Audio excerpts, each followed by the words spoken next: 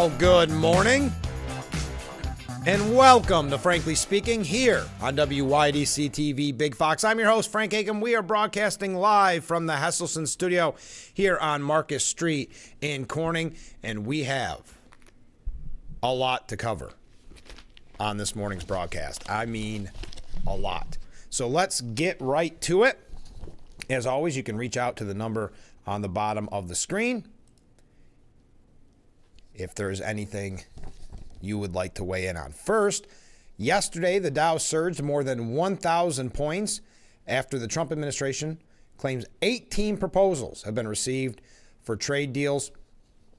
Expecting another big rally this morning. Wall Street roared back after the Trump administration said it received 18 proposals on paper for trade deals, and it was led to renewed optimism for a deal with China.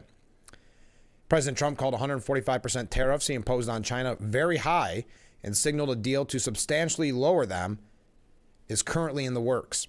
It won't be that high, is the exact quote from the president.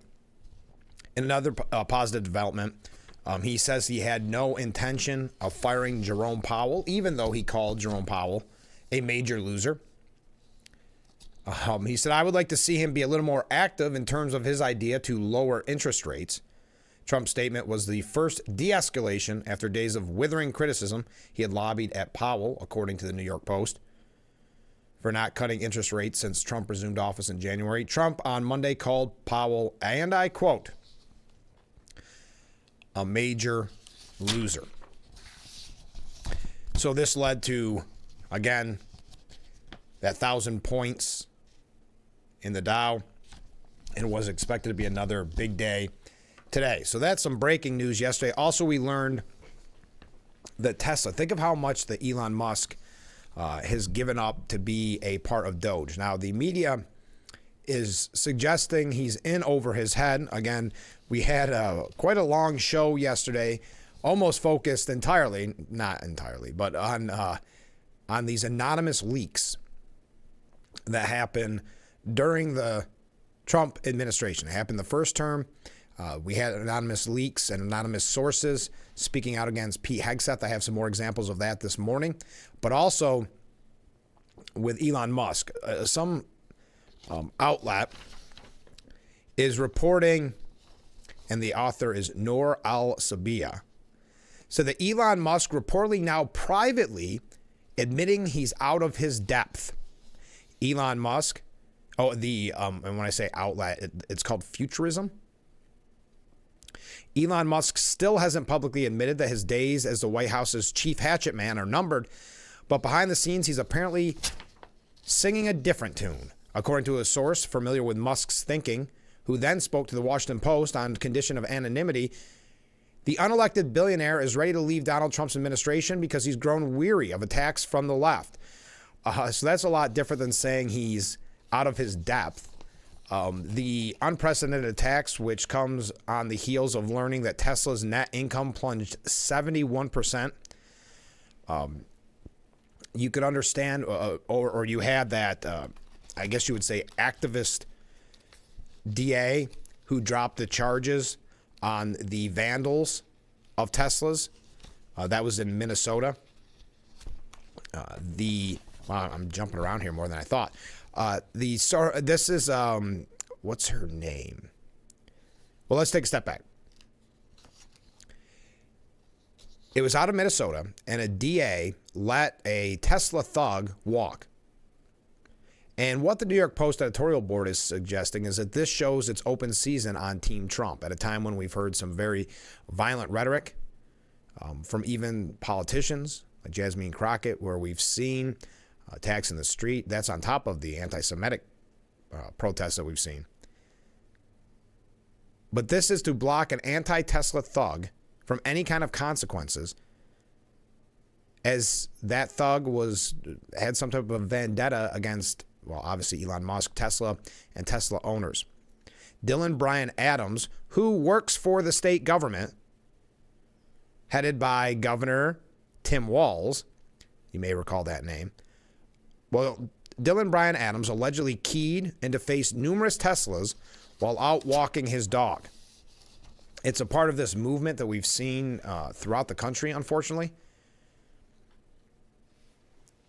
Now, it says here, just Tuesday, a group called Extinction Rebellions, New York City, sprayed a Tesla shop in Manhattan with cuss words.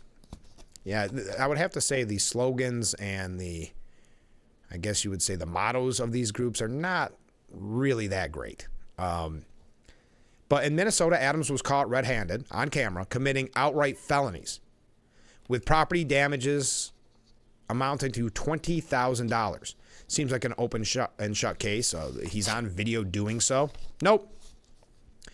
Hennepin County District Attorney Mary Morati refused to charge Adams criminally and instead called for a diversionary program.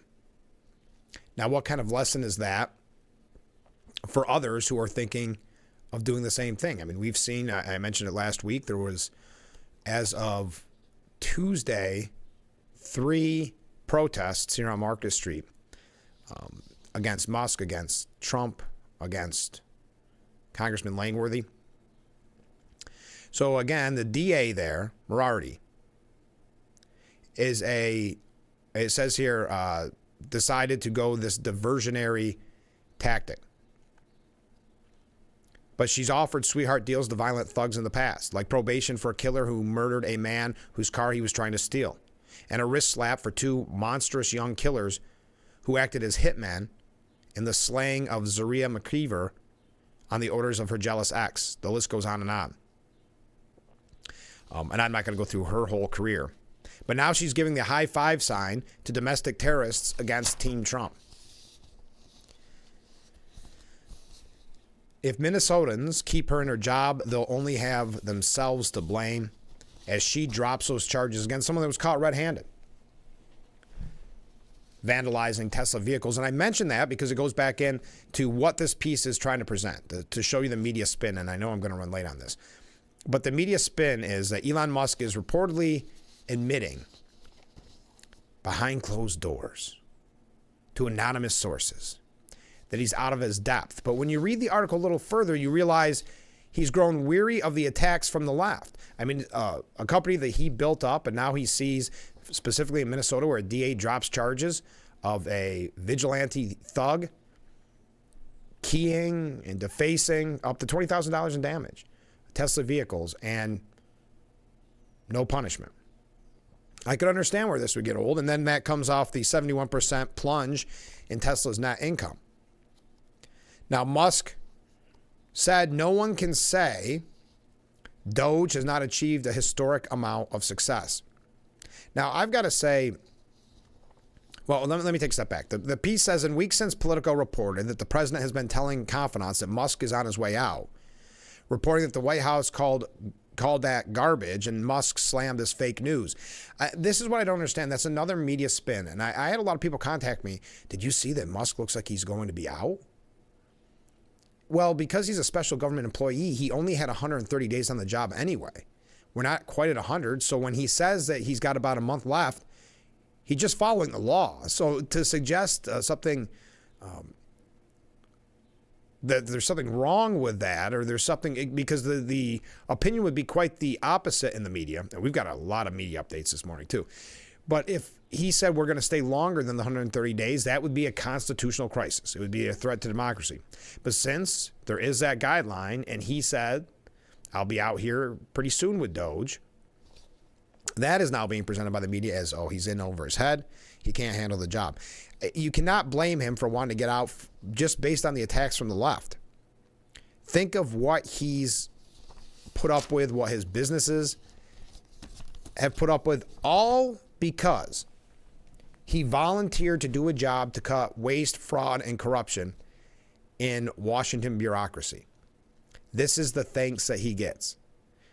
Now, many people have argued through the years that it's quite remarkable that Donald Trump, who was a billionaire, didn't just retire to a beach somewhere instead of taking on these fights, instead of losing money in many instances. That's on top of the lawfare that was used against him. If you put that to the side, but the attacks on his family, the attacks on him, the attacks on his business, a lesser man, someone once said long ago when he first ran on my radio show, a lesser man would have stepped down, would have resigned. I mean, you look at, for instance, when we talk about Republicans and Republican Party politics, look at someone like Mitt Romney, who in the middle of the debate, Candy Crawley did one of the early versions of fact-checking, except for just like most instances of these live fact checks, she was wrong in her information. It was something about Benghazi. Mitt Romney was right. But instead of calling her out, or it was during a debate, or calling out Barack Obama at the time, he backed off. He cowered and let that talking point stay out there. That's not something that Trump does. And you could say for better or for worse, you might not like Trump. But it is remarkable to see the attacks on him, the attacks on Musk, and that they're still fighting. From a Republican point of view, where we saw a history of non-fighters, people that wanted to be liked by the media so much, many instances costing them the White House, this is an example of the opposite. Someone, again, volunteering, losing money to, in their view, better the government, make it more efficient, get rid of waste, fraud, and corruption, and yet attacked, and in this case, your business attacked, and the people attacking it getting in no trouble, sending a signal that this can continue. But yesterday, as we go into our first break, as I said, Tesla's net income plunged 71%, and Musk has confirmed the major work of setting up Doge is done. He said, I will be allocating far more of my time to Tesla now that the major work of establishing the Department of Government Efficiency is done.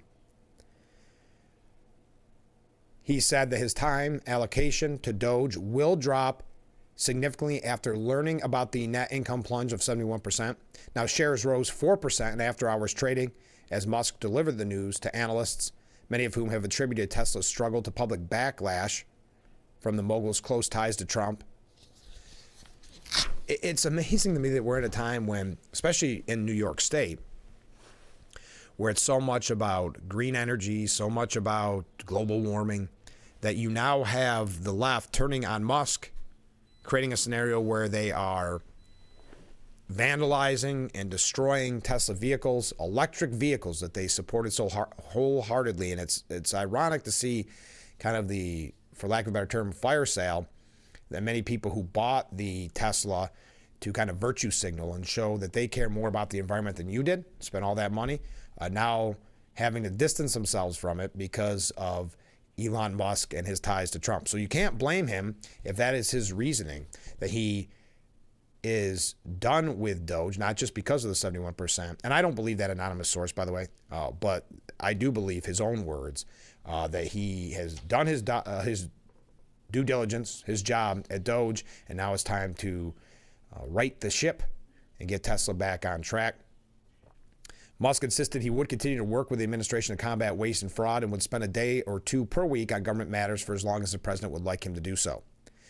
Now, as it's been reported, as they overhyped his exit, keep in mind that special government employees can only remain at their posts for 130 consecutive days. That would place Elon Musk on this time frame that he is kind of given, but also it would give him until May 30th. So when you hear he's out in about a month, that would be relatively close to that last day anyway. Now, we're going to tell you a little bit more about Elon Musk. I have a couple things here about Pete Hegseth, and we may, depending on the time this morning, dive into some of these issues even further, but we have so much to cover. I do want to talk about New York State politics. We have, it looks like the budget will not pass this week. There was some speculation. It looks as if that is not a realistic goal now. We also have a couple things here about what they are fighting about in Albany. We also have a lot on the media that I think you're going to find very interesting. But yes, Elon Musk, enough on Elon Musk, but just before we go, he told the shareholders of Tesla he'll start cutting back on Doge next week. Starting next month, I will be allocating far more of my time to Tesla. So again, coming, I don't think is any surprise for a company that he built up, seeing a 71% drop in net income. I don't see a scenario where it would ever be in his best interest to not be focused on Tesla, his sort of life's work. So there you are. Your thoughts, keep your waves, keep your comments coming in. We're just getting warmed up. Stay with us. This is Frankly Speaking here on WYDC TV, Big Fox.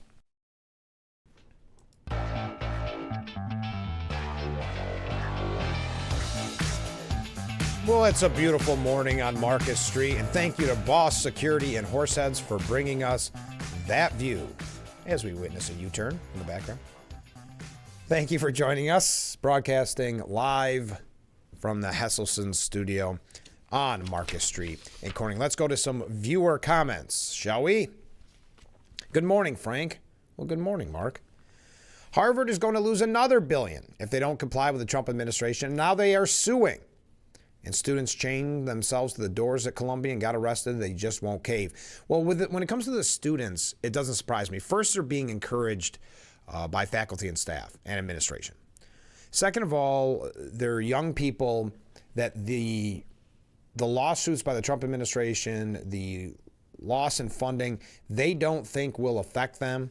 It's kind of like mommy and daddy's pocketbook isn't going to go empty with the decisions they make as they have their credit card at college. They don't see the end game and what this can actually do for their quote unquote elite university. I do have a couple updates on Harvard and some other updates just in general on these anti-Semitic protests. Comment from a different viewer, and thanks for that, by the way, Mark. Comment from a different viewer. These activist Democrat judges are the real danger to democracy in America. Until people are arrested, convicted, and imprisoned, nothing will change. People are sick and tired of this. Lock them up. Thank you very much. Well, in the instance with the Tesla, that was actually a DA not pursuing charges. It must be an activist DA. We know that, and this is no conspiracy theory, though the media tries to portray it that way. George Soros had invested very heavily in DA races, realizing that there's a lot of power in district attorneys. Okay, comment from a different viewer, then we'll move on. I think the left is presenting the fallacy that Elon has been essentially defeated in order to inspire further chaos by implying that they are winning the fight and to keep up the disruptive behavior. I think you're spot on. They want to present this as Elon being defeated, absolutely.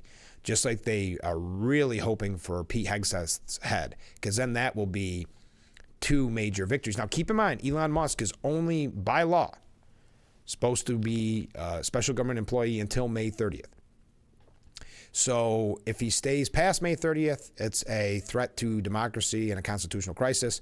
If he leaves a day early, they will say they had defeated him, that it was the protesters defeating him, that it was the media helped defeat him. It is very, very easy to see the playbook, and I would agree with you. That's what they want. They want to sow more chaos or suggest, and I have probably 30 articles, maybe not that many this morning, about the quote-unquote chaos and behind the scenes that Trump isn't ready. Go to Drudge Report. For whatever reason, they push that narrative that it is just chaos in the White House. Trump wasn't prepared for it like everybody thought he was. People are turning on him. That's why they have these town halls with empty seats, or they have or when a Republican does a town hall where they'll say constituents came out and they are outraged with the Trump administration and Musk, suggesting, well, let's just use our instance here, the 23rd Congressional District, a huge landmass with a lot of people, that everybody in a very conservative area, that whole area, everybody who overwhelmingly supported Trump now no longer supports Trump. That is the narrative that they're trying to paint. But as an update from yesterday's broadcast, oh my goodness, are we really out of time for this segment already? How about this first? And then we'll talk about an update from RFK Jr. The State Department, with Marco Rubio, is slashing decades of bloat and bureaucracy with the termination of dozens of agency offices and more, according to Rubio. It's interesting because now the media is in the mode where they're suggesting, I saw one this morning on a mainstream media outlet that I won't name, but they were saying because of this certain cut, gun safety classes in school could be cut. So they used some type of federal dollar going to some type of, I don't know what schools they were. I don't know if it was just overall cuts in the education department. They didn't really give detail, but for all of a sudden they're for gun safety classes and for teaching kids about guns. All of a sudden, that's where the media is at. It's just like when we talk about JFK. All of a sudden they're for various petroleum-based dyes in our food. It's interesting how that switches. So they're all for these classes. Then they used it as a push for, of course, gun control and a push with misleading information and lies about gun and your gun rights. It's interesting. You could write this out yourself if you wanted to get into the mind of the media, but when have you ever seen a report about gun safety classes in schools? And if you did, was it a positive thing? But I'll continue. We're going to be on a lot of tangents this morning. So Marco Rubio. So what I was saying though is that the media is in the mode of, it's not just they're making cuts and these specific cuts. They're already looking for ways to paint the worst picture of what these cuts will mean. That it's going to be a threat to democracy. It's going to be a threat to our safety. It's going to be a threat to the children, whatever the case may be. But Marco Rubio tweeting out, "Today is the day. Under the president's leadership and at my direction, we are reversing decades of bloat and bureaucracy at the State Department. These sweeping changes will empower our talented diplomats to put America and Americans first. In its current form, the department is bloated, bureaucratic, and unable to perform its essential diplomatic mission in this new era of essential diplomatic competition." This is the formal statement, reads in part, noting that the State Department's footprint has seen unprecedented growth with soaring costs. All the while, the American people have seen less effective and efficient diplomacy. That is why today I'm announcing a comprehensive reorganization plan that will bring the department into the 21st century.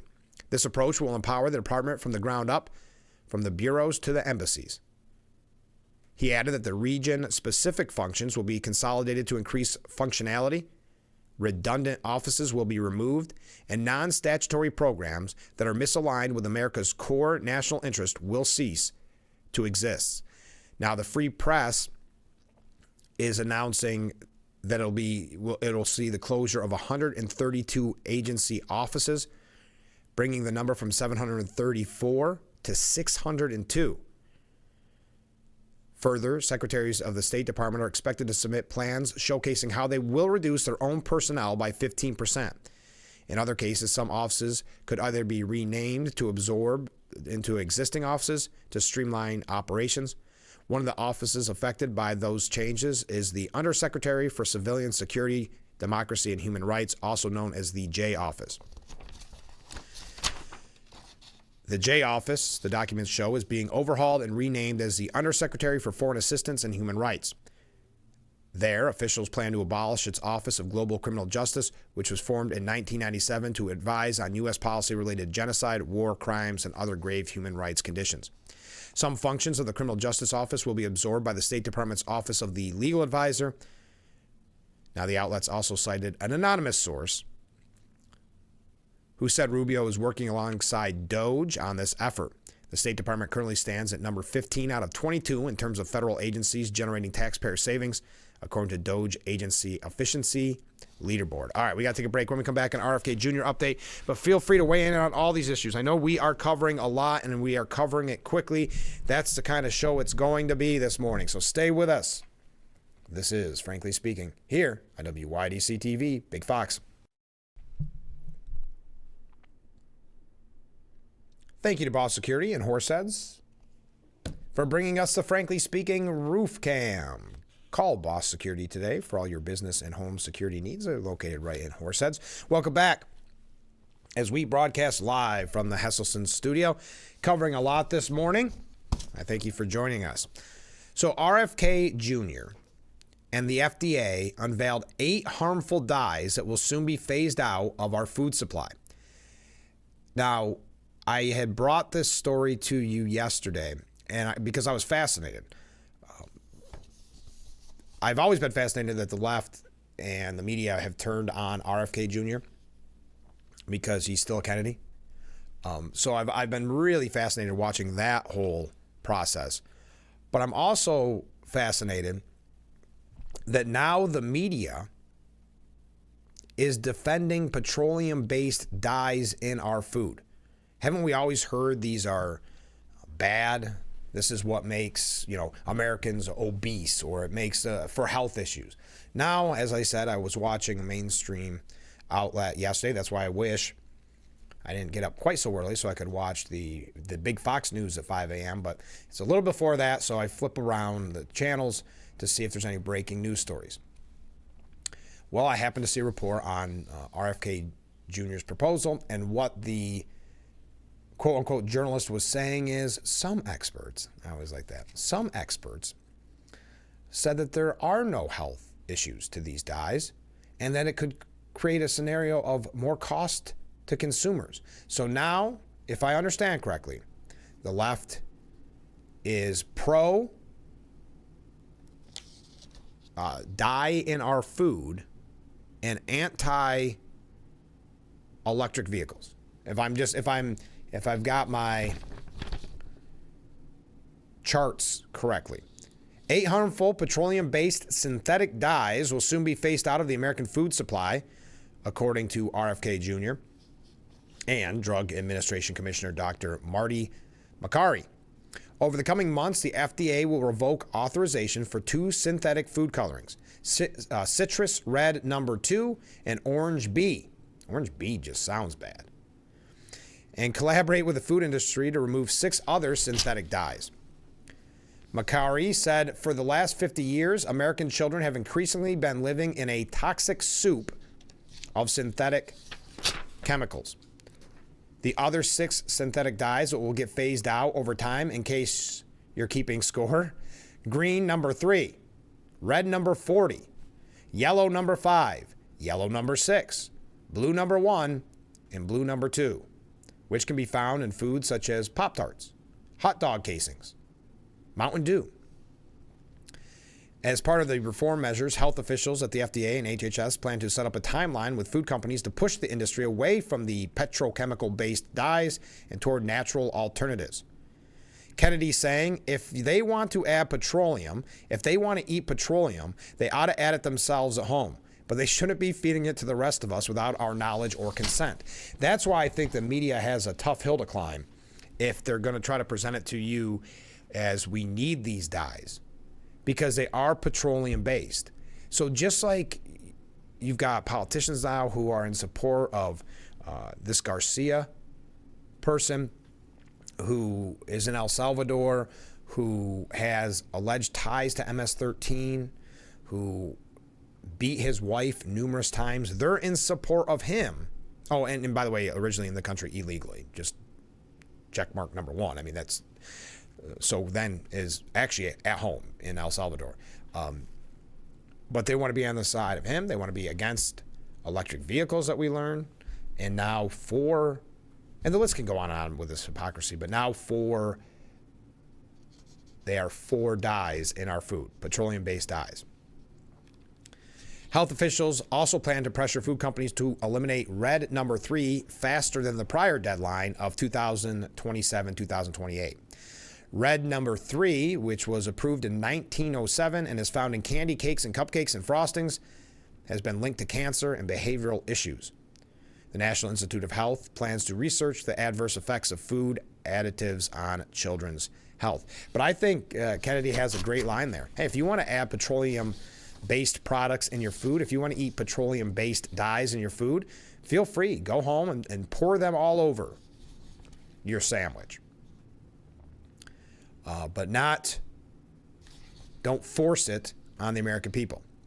Makary said for companies that are currently using petroleum-based red dye, try watermelon juice. For companies currently combining petroleum-based yellow chemical and red dyes together, try carrot juice. So we'll see how the media responds to this, how the left responds to this. There are a total of 36 FDA-approved food dyes, including the 9 artificial ones that come in part from petroleum and others that are derived from the natural foods like vegetables. Eliminating chemical additives in food has been a key objective of Kennedy's Make America Healthy Again movement. He also vowed to make sure kids get, and I quote, real food, not poison.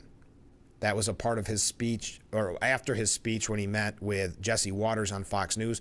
We're going to do real science, and we're going to do science precisely on the issues that Americans care about, making sure their kids are getting food that isn't poison.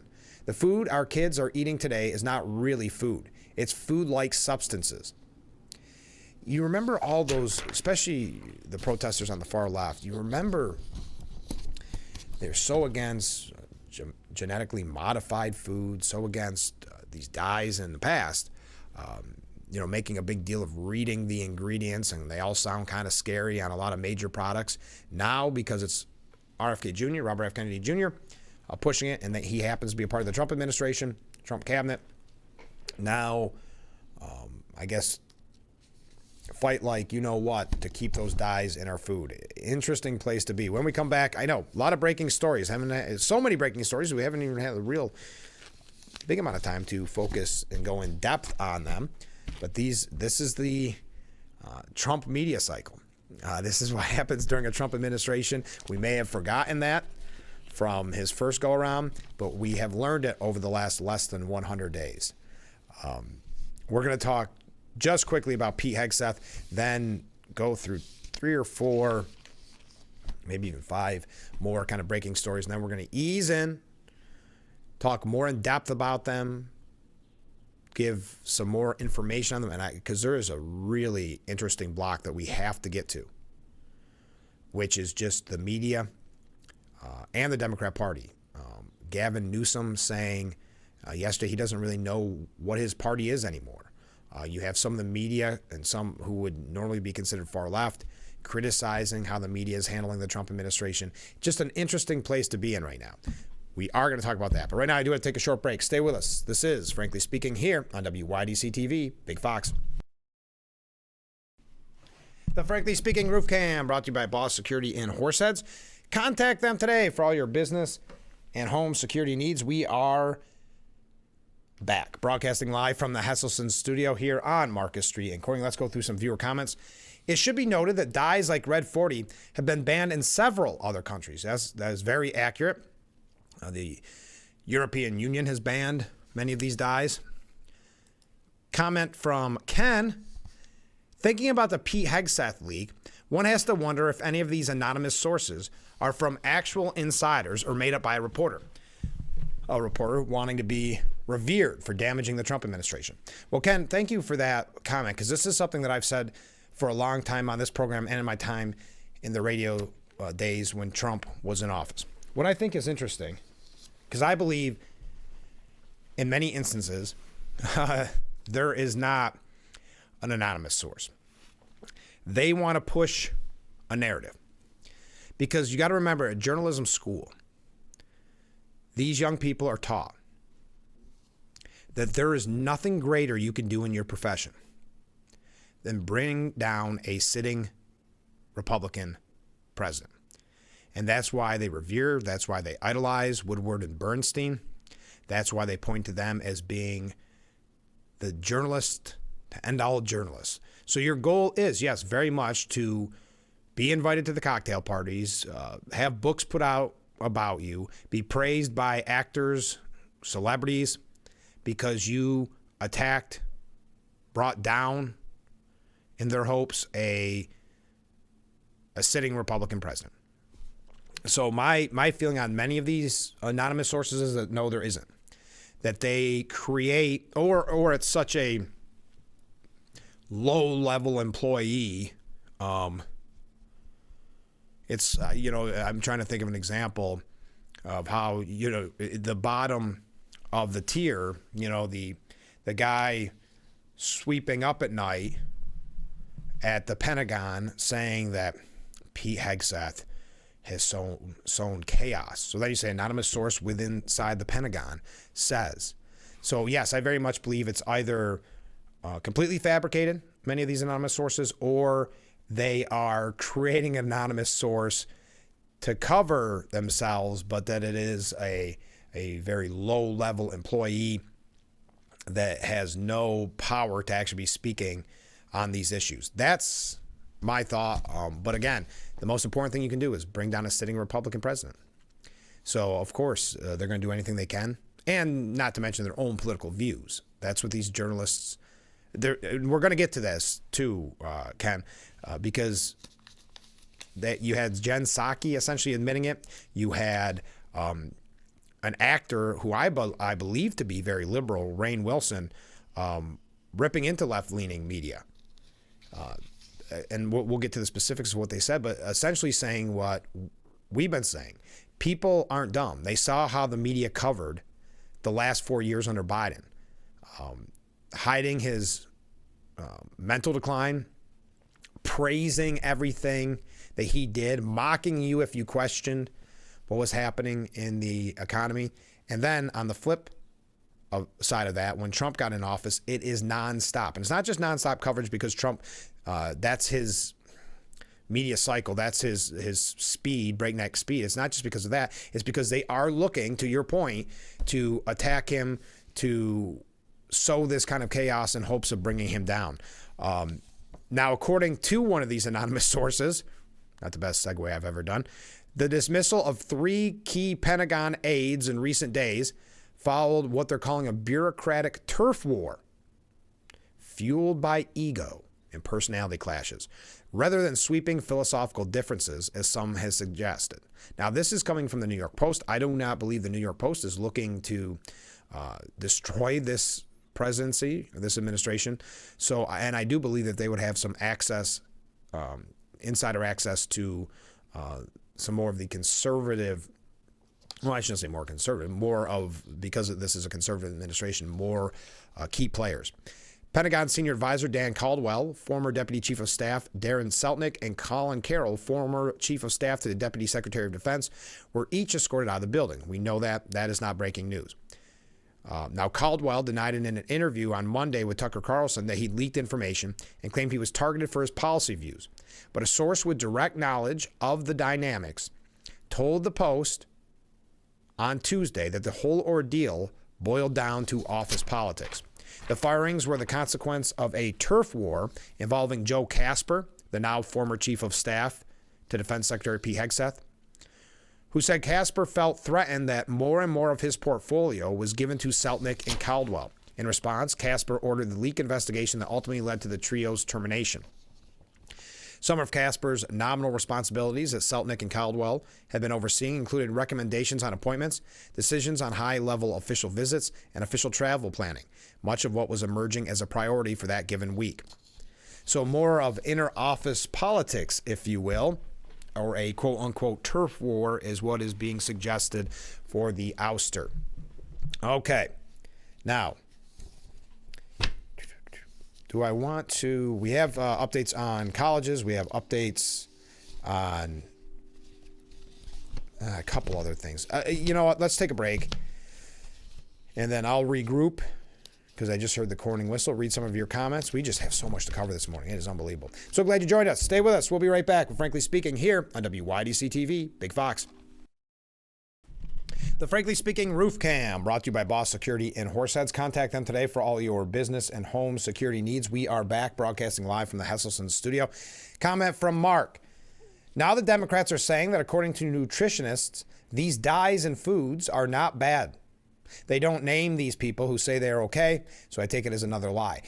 To your point, Mark, that's exactly how it was presented on that broadcast I watched yesterday morning, that some nutritionists suggest that there is no adverse side effects to these dyes in your food, and it could raise costs on consumers.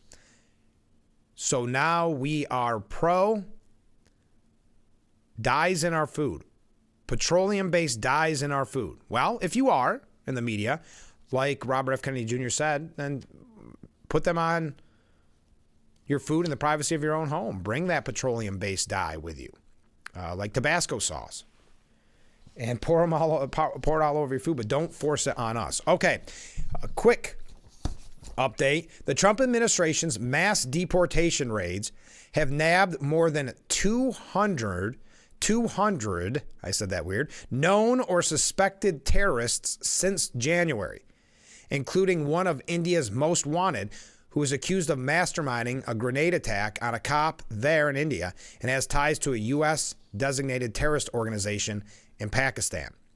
Since Trump's inauguration, Immigrations and Customs Enforcement officers have arrested 219 known or alleged terrorists, marking a 655% increase from the same period last year, when 29 such arrests were made under former President Joe Biden. So 219 from 29. And I don't want to go through the specific ones and all the names, but according to, and who was this? Was this Kristi Noem who said this? DHS Assistant Secretary Tricia McLaughlin told the Post the Biden administration not only let a wanted terrorist into our country, but after he was arrested by Border Patrol agents, they released him into the interior of our country. While shocking, it's not surprising given the Biden administration routinely released unvetted terrorists and criminals into American communities. So again, Trump's mass deportation raids result in a 655% spike in arrests of terrorists roaming the United States, including one of India's most wanted. Okay, someone had mentioned earlier on the program about college campuses. The Harvard president didn't come back to the table and decided to sue, even though they had positive talks with the Trump administration. That's according to Linda McMahon. So they refused to come back to the table after the president of the Ivy League school initially had a positive conversation with the Trump administration. According to Linda McMahon, I talked to Alan Garber, the president of Harvard. He wanted to make sure that there were no anti-Semitism actions that were taking place on his campus. Now, the education secretary didn't say when her phone conversation with Garber took place, but indicated it was before Harvard filed a lawsuit against the Trump administration Monday, seeking to unfreeze over $2.2 billion in federal grants. We also talked about the aspects of negotiation relative to doing some vetting for teachers who are coming in and students are coming into Harvard, because there are a lot of outside agitators that are coming in and causing a lot of disruptions on campus, said McMahon. We thought that we were in a good place. We were exchanging negotiations back and forth, and then Harvard didn't come back to the table. Their answer was they sued.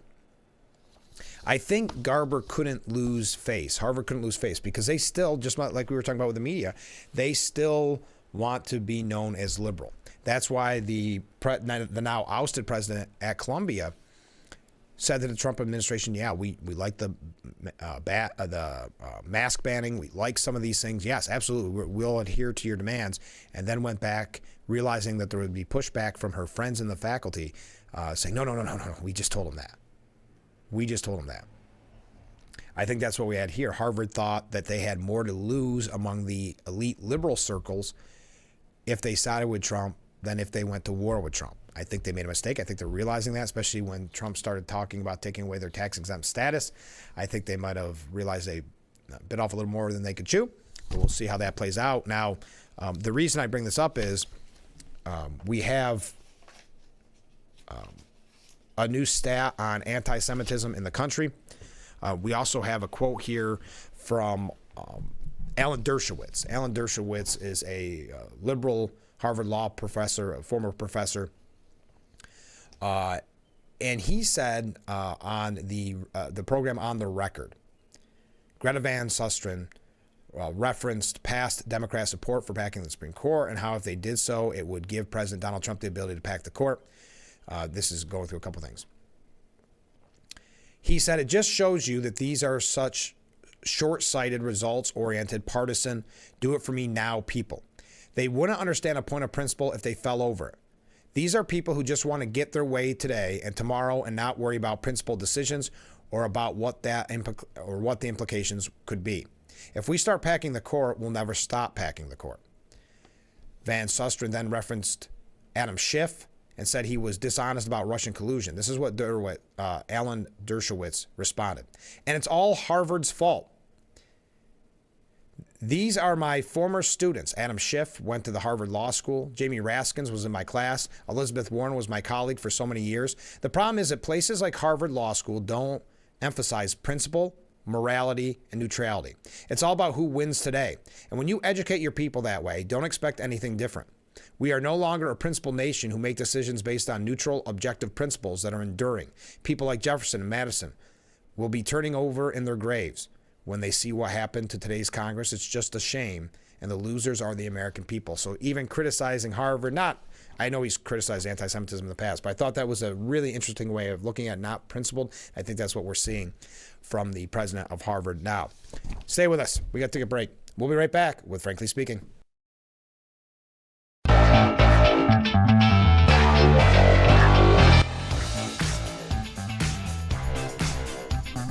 The Frankly Speaking Roof Cam, brought to you by Boss Security and Horseheads. Contact them today for all your business and home security needs. Our beautiful view of historic Market Street in the Gaffer District as we broadcast from the Gaffer District at the Hegseth studio. Thanks for joining us. All right, we're wrapping up hour number one.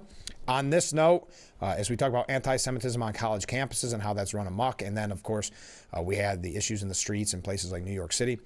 American Jews faced a record 25 anti-Semitic incidents per day last year. That means more than one per hour. The worst location for these kind of attacks, New York. Jews in America faced more than 25 anti-Semitic incidents per day last year, with most of the hatred for the first time related to opposition to Israel. There were a record-breaking 9,354 incidents of anti-Semitic assault, harassment, and vandalism across the country in 2024. This coming from the Anti-Defamation League.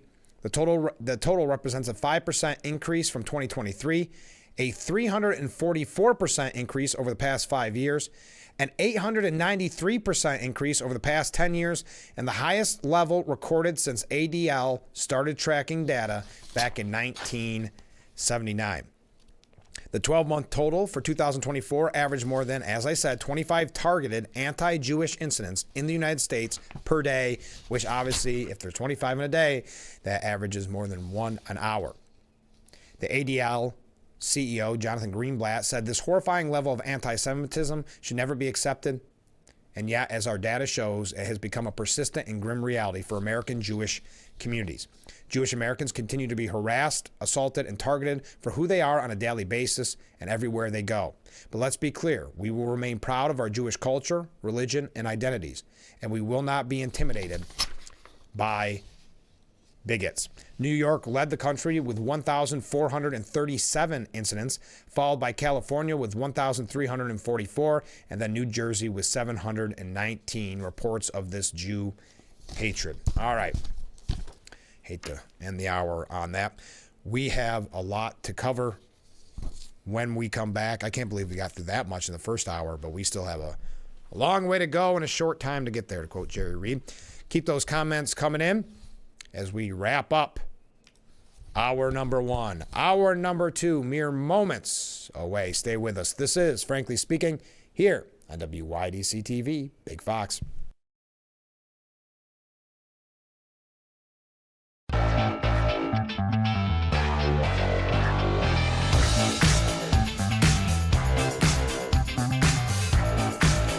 Hour number two of Frankly Speaking here on WYDC TV, Big Fox. I'm your host, Frank Acom. We are broadcasting live from the Hegseth studio on Market Street in Corning. Thank you so much for joining us this morning. We've covered a lot of news in the first hour. I just wanted to piggyback off of talking about Harvard and the real issues of rot, anti-Semitic rot on college campuses. We also learned that Trump is going to start enforcing people pay their school loans. I know. Shocking. Well, Linda McMahon has defended the administration's decision to resume student loan debt collections, insisting that greedy colleges have, quote, profited massively from the Biden-era forgiveness measures. Well, we know college campuses overwhelmingly support Democrat candidates. The Department of Education announced Monday it would start recouping federal student repayments again from May 5th from the roughly 5.3 million borrowers who are currently in default on the loans. In an op-ed addressing the move in the Wall Street Journal, McMahon blamed the Biden administration and universities for making, quote, empty promises to students while pocketing their loan dollars. Colleges and universities call themselves nonprofit, but for years they have profited massively off the federal subsidy of loans, hiking tuition, and piling up multi-billion-dollar endowments while students graduate with six figures in the red. A widely cited 2015 study found that for every dollar of increased federal caps on subsidized loans, colleges raised tuition by 60 cents. Colleges saw this as a cash cow. They saw a wonderful opportunity. Many of the degree-granting programs that qualify for student loans are worthless on the job market, but colleges continue to accept students to these programs and encourage them to borrow to pay for them. Accountability is a two-way street. As we push to hold student borrowers to account, we will also push colleges to be responsible and transparent. So a cash cow that the universities profited massively off of this, and they don't want that to dry up. Okay, I promised you I would talk about the media, and feel free to comment. A little quiet this morning, I understand it. On MSNBC, host Jen Psaki admitted that her cable news network's liberal-leaning audience only tunes in to watch coverage of President Trump that is, quote, typically not going to be positive. Now, we know MSNBC has struggled in the ratings since Election Day. A lot of people realizing that viewed MSNBC that they had been lied to, especially when Joe Scarborough went to visit the White House, him and Mika Brzezinski. They realized this whole time they had been lied to on the evils of Trump. She said there's obviously a rooted value in the kind of the MSNBC viewers expect of like we're going to talk about the opposition. Viewers expect of like we're going to talk about the opposition, and we're going to talk about what the opposing party is up to in terms of the Democrats. And we're going to talk about future leaders and things, said the guest Dylan Byers. And we're also going to talk about Trump, and it's typically not going to be positive. I don't think anybody watching expects it to be positive, right? There's not like a North Star thing written on a card and everybody does it slightly different. But I think that's fairly the vibe. A lot of uses of like. Psaki noted that while she has featured Republicans on her cable news program, she never has been directed by her bosses to appeal to right-leaning viewership. I have not experienced this. Like, you have to move to the center. You have to have Republicans on. You have to be more moderate. You can't say that thing. What's unique is that every show kind of has a bit of a North Star, but the vibe is kind of under the same umbrella. A lot of use of the word vibe, kind of. My goodness. Anyway, that's not why I meant to dissect it, but admitting that people are going to MSNBC, not for the truth, but for the bias, for the attacks. And that's leading into, and I find this shocking. This is just a quick media update. The Office. Remember the hit sitcom The Office? One of the stars, Rainn Wilson, he played Dwight Schrute. I always believed him to be liberal, or at least take up liberal causes, and perhaps he is. I don't think one comment changes that, just like with Bill Maher doesn't change it. But he slammed left-leaning media outlets for causing the public to lose trust in Trump and Musk while being cheerleaders for the Biden administration. He was giving an interview to Stephanie Ruhle from MSNBC, but it was during her podcast. He said left-wing outlets like MSNBC were in denial in their coverage of Biden's faltering mental acuity and issues important to voters like inflation and illegal immigration, but are now overly negative in their coverage of Trump in the White House. This is his exact quote. This is where I would push back. When I see this kind of insight and passion being directed at the current administration, and the lack of this kind of insight and passion being directed at the previous administration. I'm not talking about you. I'm talking about left-leaning news media organizations. We're kind of like la, la, la, everything's fine. Look, the economy is great. Immigration's not that much of a problem. And really being Cleopatra, queen of denial. Now, Ruhle claimed that Trump, along with Musk, are to blame for the loss of trust in the media. Losing that trust is not by accident, it's by design. If you remember when President Trump was running the first time, Steve Bannon once said the goal is to blow the whole thing up. The news media is, in my opinion, the last line of defense of holding power accountable. So the reason I bring this up is twofold. He's right. I mean, they ignored any kind of problem with Biden. I mean, he would have still been the candidate if it weren't for that live debate. If they could have continued to prop him up without a debate. Still why I'm shocked that there ever was a debate. But having said that, she's still defending their coverage, saying, no, this is by design. Somehow the all-powerful Trump has destroyed people's trust in the media. It's not being lied to on a regular basis, nightly, by the mainstream media. It's not that during the Biden administration, not only did they say you were wrong about inflation and the cost, but also they would mock you and ridicule you that you couldn't pay for your groceries. But remember, I think it was Don Lemon, but don't quote me, pointing to some bureaucratic notebook saying, no, this page 347 says that the economy is doing great. By the way, I notice you have a boat. But yet you're complaining about putting groceries on the table, suggesting that the only life you can have is a life of, I guess, complete solitude before you can complain, that you have to cut out any type of luxury, any type of relaxing free time activities if it costs before you can criticize a Democrat administration.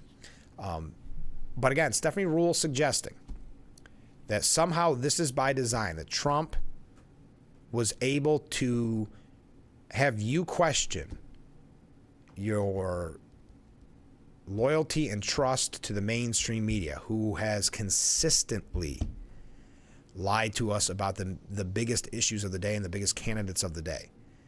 It goes to show you just like in Washington, there's the Washington bubble, there's the media bubble.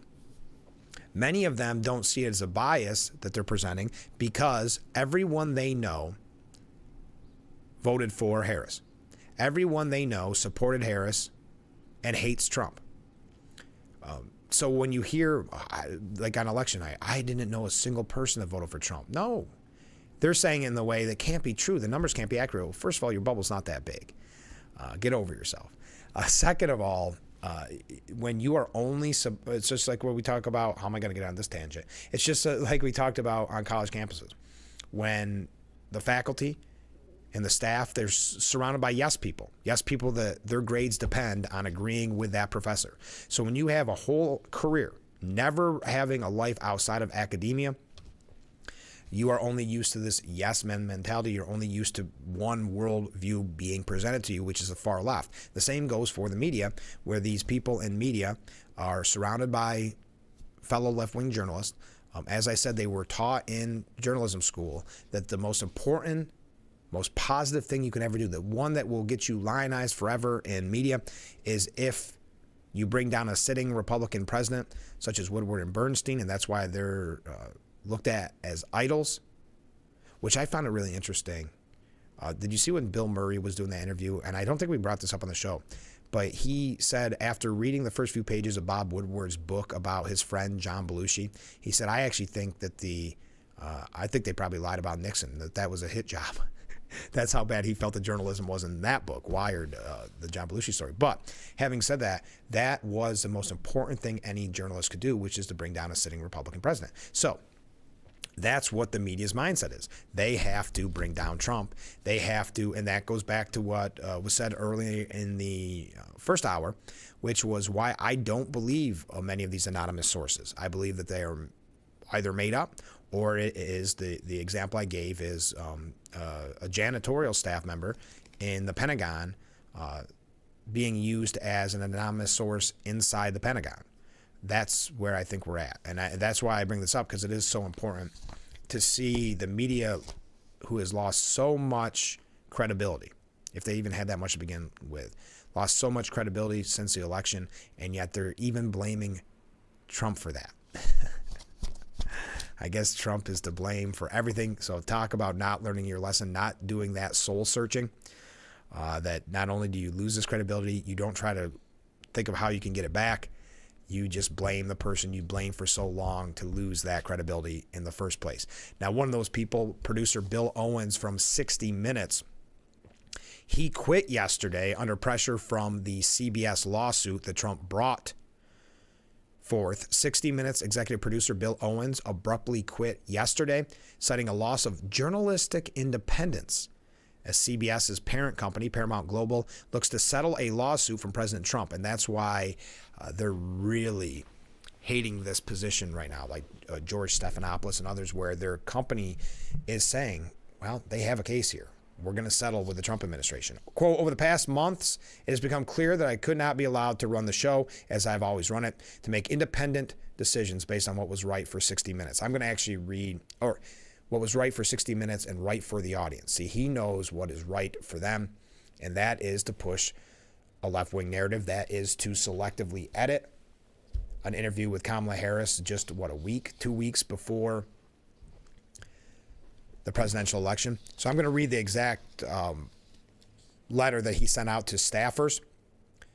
But inside the halls of CBS, there are whispers that Leslie Stahl, who has reported for 60 Minutes since 1991, also could likely step down and finally retire. Now, Stahl is 83 years old and has been at the center of Trump's ire after she interviewed him in 2020 and claimed that the Hunter Biden laptop story could not be verified.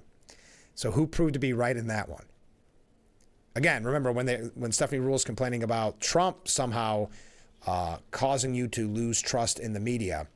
Let's go back to 2020 when Leslie Stahl claimed that the Hunter Biden laptop story could not be verified. That's just one of how many instances. The 60 Minutes case alone makes people question your credibility. So for Stephanie Ruhle, and I get it, she works in the media, but to suggest it's Trump that is destroying that credibility goes to show you they'll never learn. The insider at CBS told the New York Post, people are terrified, and the fact that Bill Owens is out means nobody is safe. I think he jumped before he was fired. Now, this is, just in case you're wondering, this is just an update. Oh, I got to go to break. And then we're going to move along from here, a couple New York State issues. We're going to, like I said, we're covering a lot this morning. But this is the letter that he sent to his staff. The fact is that 60 Minutes has been my life. My son was 6 months old, my wife was pregnant with my daughter, and my mother was in a coma when I spent 5 weeks on the battlefield in Iraq with Scott. My 60 Minutes priorities have always been clear. Maybe not smart, but clear.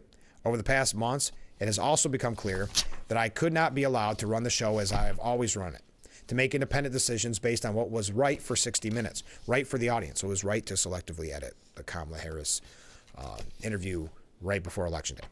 Okay. So having defended this show and what we stand for from every angle, over time with everything I could, I'm stepping aside so the show can move forward. The show is too important to the country. It has to continue. That's the media bubble. That goes to show you the level of importance the media believe they have, that they're life-changing, that they're world-changing. Continuing. Just not with me as the executive producer. Please remember, people didn't think we would survive without Mike or Ed or Don or Jeff. We did. You will. 60 Minutes will continue to cover the new administration as we will report on future administrations. We will report from war zones, investigate injustices, and educate our audience. In short, 60 Minutes will do what it has done for 57 years. Wendy McMahon has always had our back, and she agrees that 60 Minutes needs to be run by a 60-minute producer. Tanya has been an amazing partner, as have Claudia and Debbie, Matt, Raymond, blah, blah, blah. I'm grateful to all of them. Look, I have worked at CBS News for 37 years, more than half of that at 60 Minutes. I have been shot at and threatened with jail for protecting a source. I have overseen more than 600 stories as executive producer of 60 Minutes. Just giving you a look inside the ego of these people in the media. I know who I am and what I have done to cover the most important stories of our time under difficult conditions. I am also proud to have hired the next generation of correspondents. Thank you all. Remain focused on the moment. Our audience deserves it. Okay. There you go. A lot of updates. Oh, wait. Some waves coming in. Thank you. I appreciate that. When we come back, some New York State issues. We've got a lot more about the Trump administration. We haven't even really talked about all of these politicians that are on the taxpayer dime, visiting El Salvador and encouraging other politicians to join them in El Salvador. But we got to take a break. Stay with us. We'll be right back with Frankly Speaking here on WYDC TV, Big Fox.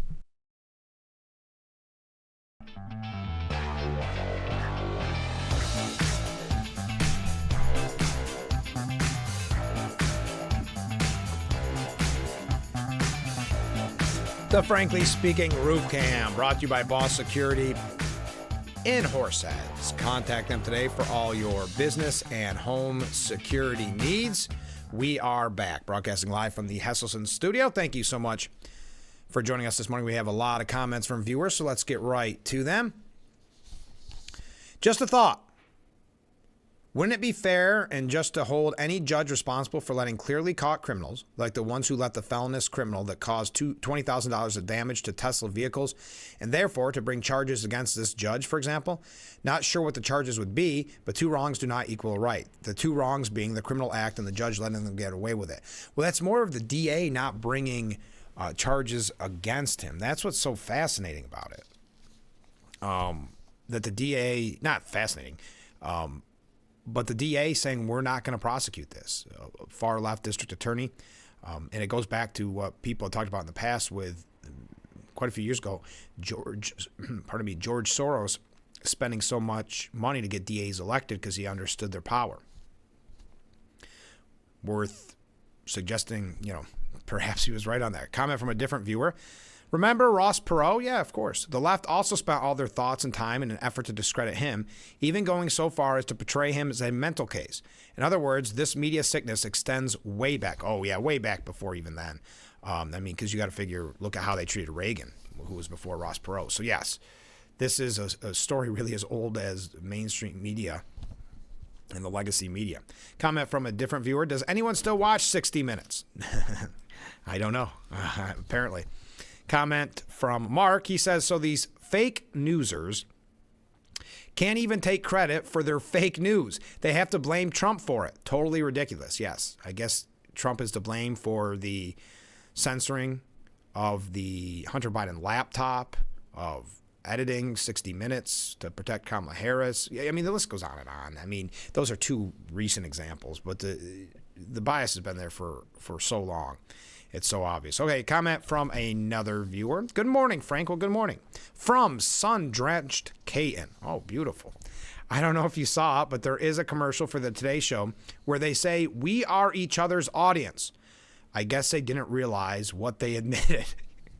Did they? So someone actually got paid a lot of money to come up with that slogan. We are each other's audience. Yeah, they admitted it. Thank you. And enjoy that sun-drenched Caton. All right. Pennsylvania governor, quickly, because I know we have a lot of Pennsylvania viewers as well. This is going to tie into New York State. Pennsylvania Governor Josh Shapiro revealed that Trump did call him to discuss the arson attack on the governor's residence, saying it was very gracious. I appreciated that the president called me. I actually didn't take his call because it came from his cell phone and I didn't have the number in my phone, so I didn't know who it was. As soon as I heard the message, I called him right back. He said he spoke with Trump for more than 15 minutes, and the two discussed several topics, including the arson attack that forced the governor, his family, guests, and pets to rush out of the building in the wee hours of the morning. He was very gracious. He asked Lori and the kids how they were doing. We talked for a couple minutes about what transpired at the residence, and then we talked about maybe the next 15 minutes or so about a whole host of topics. Obviously, I'm not going to get into our private conversation, but he's attuned to the issues that are important to me. I, of course, know the issues that are important to him, and we agreed to stay in touch going forward. That was in reference. That was a story that left the news cycle relatively quickly because we know Gavin Newsom, excuse me. I have a story about him later. I was thinking about how we got to make sure we get to that. But that Josh Shapiro revealing that Trump talked to him, but that was a huge story because there was questions of obviously the anti-Semitism involved and the attacks on him and his family. All right, that was just an update. One other thing before we take a short break, two other things quickly on the local front. Yesterday, Congressman Nick Langworthy announced a $100,000 federal grant from Neighborhood Works America to Arbor Housing and Development in Corning and the Chautauqua Home Rehabilitation and Improvement Corporation. This grant funding will catalyze efforts to lower the cost of housing and expand the nation's housing supply, support vibrant economic opportunities, revitalize and sustain neighborhoods to build stronger and safer communities, and create jobs. I'm proud to announce the Neighbor Works grant, which will create jobs in our district and while expanding housing supply in the area. Affordable housing remains a huge hurdle for many that live in Western New York and the Southern Tier. I am excited to see these communities get funding to help provide relief for those who are experiencing housing uncertainty. All right. Before we go to break, I have time for it. Assemblyman Phil Palmisano is reminding constituents about the annual Recruit New York weekend happening this weekend, April 26th and 27th. This is the weekend when local firehouses open the doors for potential recruits. Currently, there are around 80,000 active volunteers. Firefighting personnel down 33% over the past 2 decades. Local volunteer firefighters save taxpayers $4.7 billion annually. This week is also the Firefighters Association of the State of New York Light Up New York Red campaign that we mentioned yesterday on the program, during which people are encouraged to light their homes with red lights to show support for firefighters in New York.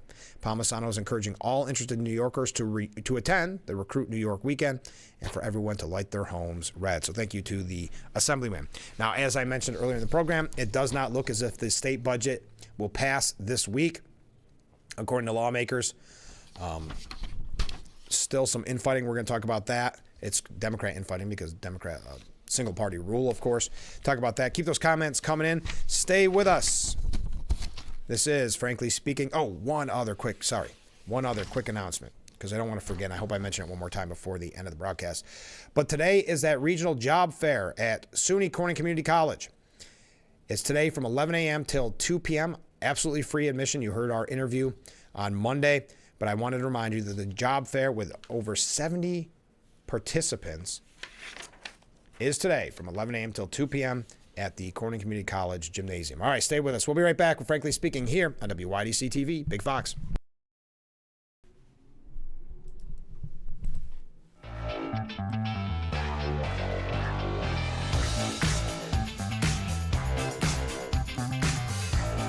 The Frankly Speaking roof cam. Look at that beautiful view.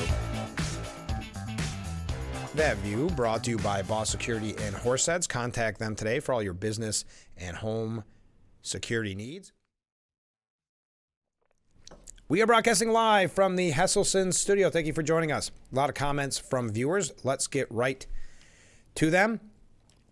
First one, did you know the school board is looking at a 7.9% increase? Yes, I had heard that. I know there are still talks. I did not get the final number, but I knew it was going to be pretty shocking coming off of the heels of last year's budget. If you're in reference to Corning Paint and Post, which I'm assuming you are, we'll have much further conversations about that because it was high last year.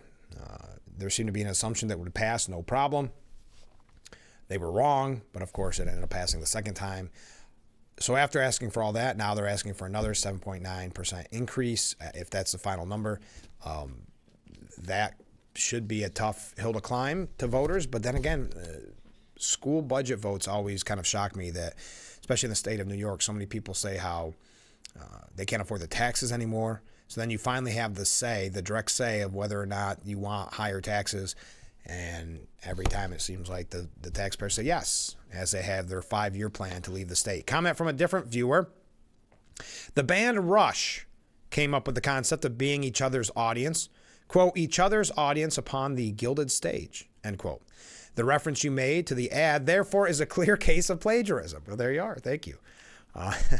That comment getting deep. Comment from a different viewer. Good morning, Frank. Well, good morning. My mind always wanders while I watch your program. Today I envision the Kennedy family that hates RFK Jr. sitting and watching MSNBC while popping Fruit Loops from the box and dreaming about what might have been. You're kind of a bad influence. Well, thank you. Apparently that's where the Kennedy family is and the Democrat Party in general. No longer a time I never thought ever in my life that you would see a Kennedy hated by the Democrats and by the media. Never. That was, out of all the shocking takeaways, that was one of the Trump administration. And it shocked me how many people RFK Jr. brought over to the Trump side to vote. Talking anecdotally with people who didn't really like Trump, but liked the fact that he could bring in the Tulsi Gabbards and the RFK Jr.'s, and that it was about the betterment of the country and not just about R&D. And I thought that was... I don't mean research and development. I mean Republican and Democrat. Okay, comment from a different viewer. Yeah. Oh, this was a call. Hi, we use the term media manipulation. They manipulate every narrative, and they really don't inform anymore. They just influence. They try to influence every situation, every issue out there. They use to influence to their liberal bias. Yeah, it has become, if you will, activist journalism, but it's not journalism either. But activist. What would I bias trying to tell you how to think. I mean, sometimes you even see promos where they present that way. We tell you the news you need to know kind of idea. Tell or inform you of their bias is what it all boils down to at the end of the day. A couple quick New York State issues.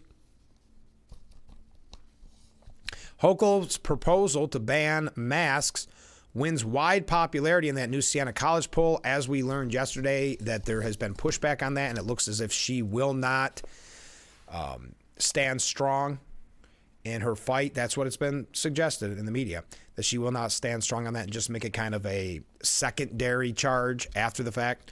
But in Albany, as we talk about public safety, so often on this program, we talk about people fearing for their lives, fearing for their family's safety because of the bail reform laws. And that's just one that we always point to. But so many examples of victims that did not need to be victims because of misguided Albany laws. Luckily for us, Democrats are focused on what is important, not public safety, but calling for a bigger, better bottle bill. Democrats and environmental advocates commemorated Earth Day with a renewed push for the bigger, better bottle bill legislation that will double deposit fees and expand the criteria for redeemable containers. State Senator Rachel May, who supports the bill, represents Finger Lakes communities near Seneca Meadows, New York's largest landfill. The 350-acre trash depository could soon get even bigger. Honestly, the people of the Finger Lakes do not want to be known as the trash capital of the world, she said. They don't want this landfill to expand. But the only way we can stop landfills from expanding is if we are trying to reduce the amount of stuff that we are throwing away and putting in those landfills. So again, when we are worried about, obviously, public safety, high taxes, concerns about mass exodus, in Albany, they're worried about charging you more to redeem your bottles. Okay. Also, New York lawmakers are backing a controversial assisted suicide bill. Assembly Speaker Carl Hastie told lawmakers during a meeting behind closed doors that the bill, which proponents call medical aid in dying, has the votes to pass. The meeting about the controversial measure, which several sources said could be brought for a vote as soon as next week, came as the legislature and Governor Kathy Hochul continued to hammer out a deal over the state budget, which was due April 1st. The bill would allow a mentally competent, terminally ill adult with 6 months or less to live to request a fatal cocktail of drugs from a doctor. Several sources also told the Post that it could be put up for a vote in the Assembly as soon as next week. Everyone should have a right to choose for themselves, said State Senator Brad Holman Sigel, a backer of the bill. If they are of the sound mind and want to end unbearable suffering with no prospect of recovery, they should be able to choose the way that they die.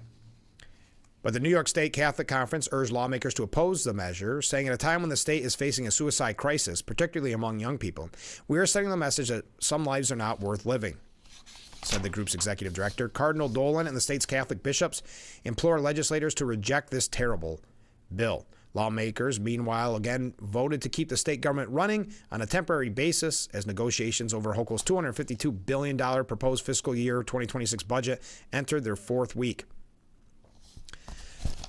Also, we'll talk about some other quickly the New York State issues, because I wanted to make sure that we get to that because there are so many questions surrounding the New York State budget. We still have a lot to get to, a lot of comments coming in. Keep them coming in. Keep the waves coming in. We'll be right back with Frankly Speaking here on WYDC TV, Big Fox. We will be right back.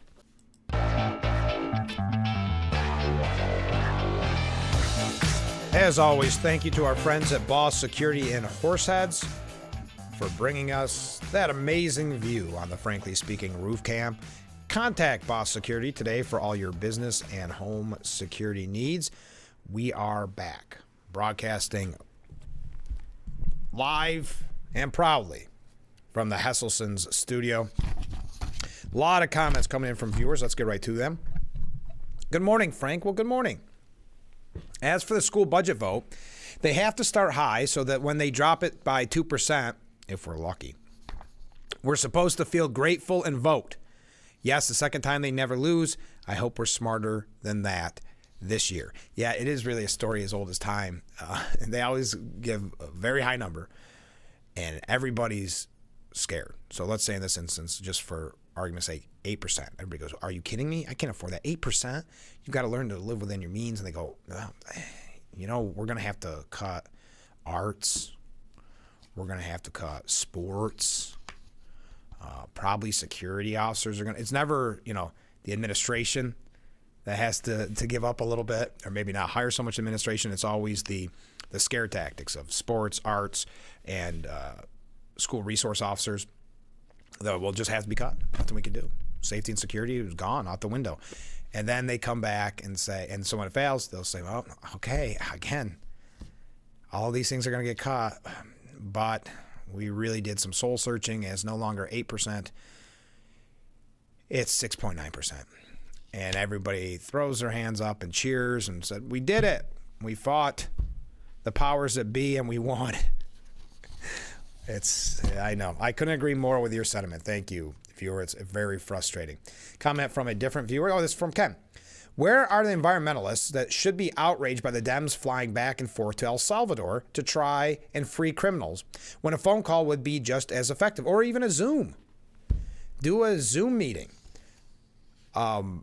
Yes, and not only that, you had Van Hollen going by himself, and then there was a group going. Now they're calling for more people. Yeah, the idea of always having to fly everywhere is nonsensical to me. But Ken continues, by the way, did you see that they are deforesting thousands of acres of rainforest to build a 4-lane highway in Brazil to help ease access for the 50,000 plus people flying in to the COP30 climate summit?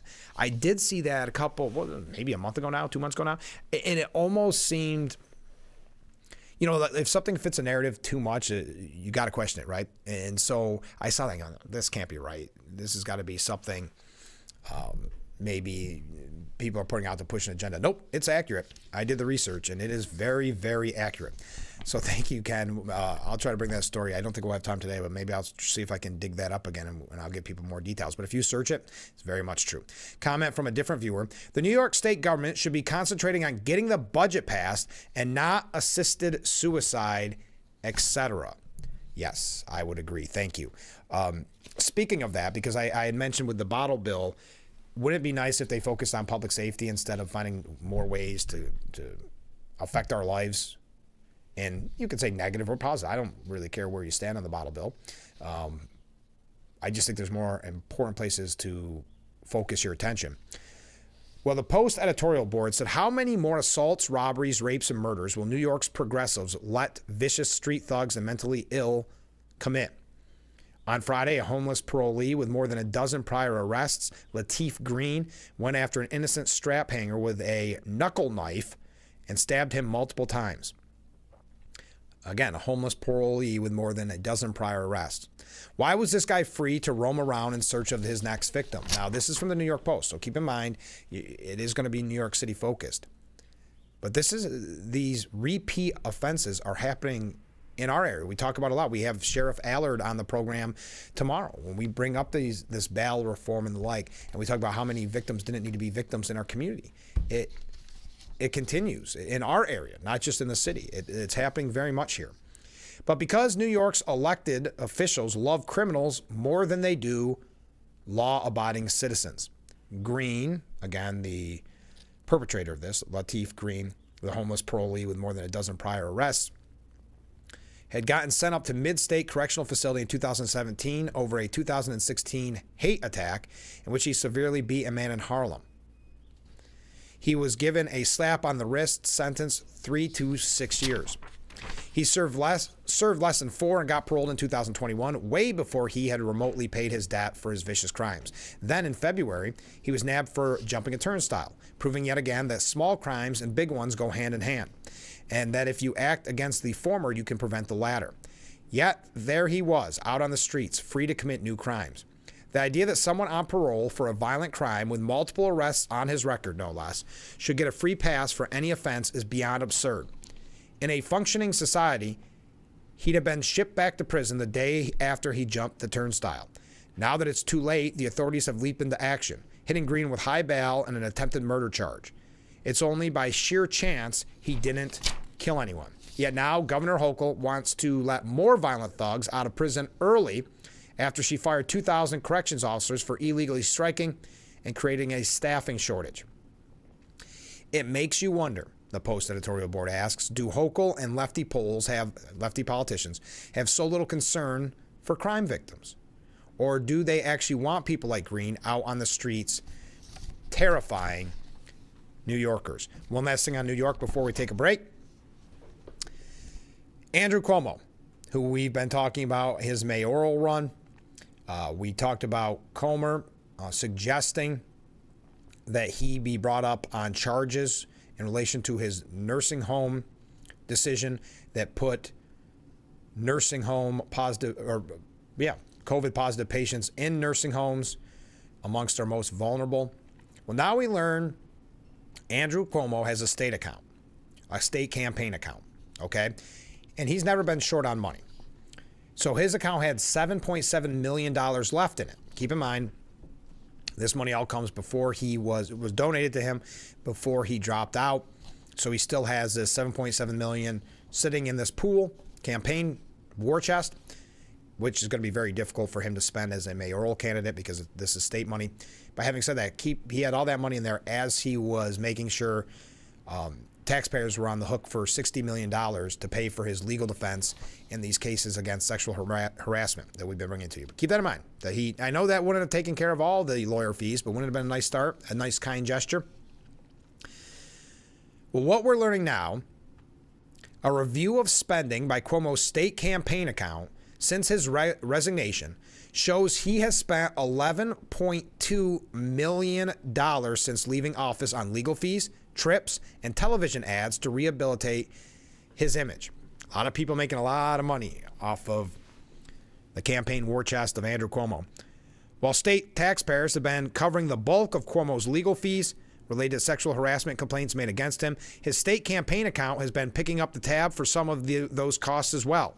Since 2021, Cuomo has paid nearly a dozen law firms to represent him in multiple inquiries, racking up a total cost of $5.8 million. Some of that he has been reimbursed for by the state. Yep, so don't pat him on the back yet.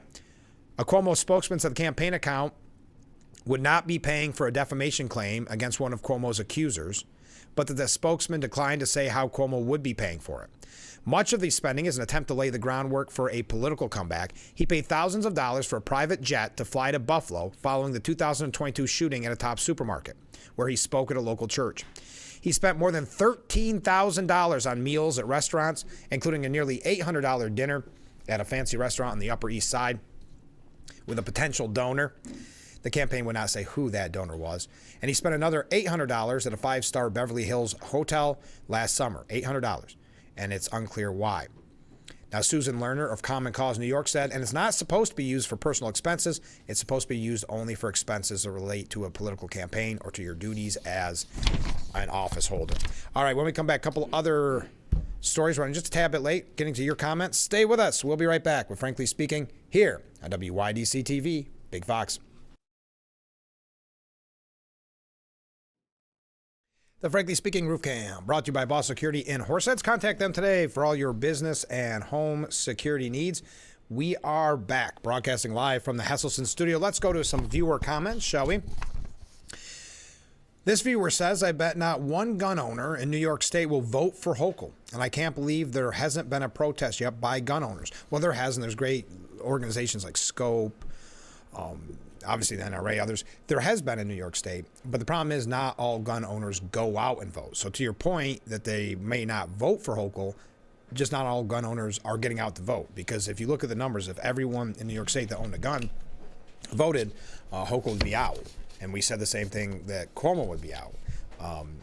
But that's not the case. And in years past, there's been some issues where some gun owners went for a third-party candidate, Larry Sharp, which obviously messed up some things there. So I would agree with you. I don't think gun owners will vote for Hochul, but I think gun owners need to get out and vote because now all gun owners vote. Comment from a Different viewer, we need a Doge-type entity to rein in local school board fiscal irresponsibility. Stop electing non-business people that believe there is a money tree growing somewhere in their district. Horseheads has a superintendent, and I looked up the number back, according to the reports online, I just want to be accurate here, that in 2024, that superintendent made $232,771. So then I'm going to go back to what the viewer said. That is not only insulting, but ridiculous. As a lot of people point to, and we'll be talking a lot about local school budgets because that vote is coming up very soon. We're starting to get the information about what the budgets entail in our area. I think to that viewer who mentioned it earlier, they're coming in with high numbers and they will knock it down very little after they lose the first vote, and then everybody will pass it because it never seems like it goes to a contingency budget because a couple of different reasons.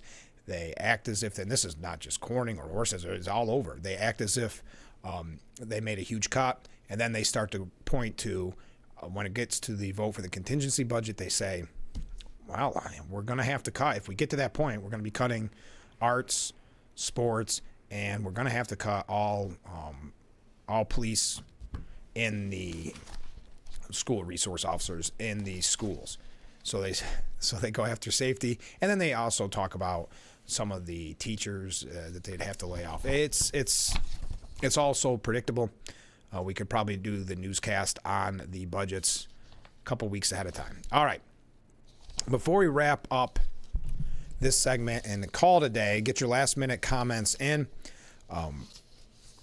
Yes, going back to what the one viewer said, Democratic Congress members visited in El Salvador, calling for others to go as well. I mean, this is on taxpayer dime as well. Calling Garcia illegally imprisoned. I don't understand how someone in their own country, I mean, he came here illegally. We know that there's questions of whether or not he's a member of MS-13, but we know that he'd been arrested for beating his wife. But at the end of the day, he came here illegally. So to send him to El Salvador is to send him home. But they're demanding more senators. Is that what you want your senators and Congress people to be doing, spending your tax dollars on trips to protect someone with that kind of record instead of talking with their constituents? Well, Angel Mom of Rachel Morin condemned these trips to see the deported migrants, saying, and I don't want to go into the details of her poor daughter in that case, but there wasn't a part of her body that didn't have some kind of bruise, abrasion, or cut, she said. And then we know her story. As soon as I got up last week, Morin was invited to speak at the White House. As soon as I got to that podium, everyone shut off their cameras. Nobody wanted to record it live except for Fox. They didn't want the American people to know how violent these crimes are and how rampant they are. It was very sad to see the state of our media and how they have a particular narrative that they want to play, and they want to promote whatever that narrative is, instead of just being honest, genuine journalism, where you present the facts and let American people decide. Then she talked about the trip by Chris Van Hollen. They would rather champion Garcia's cause, a criminal, than the victim.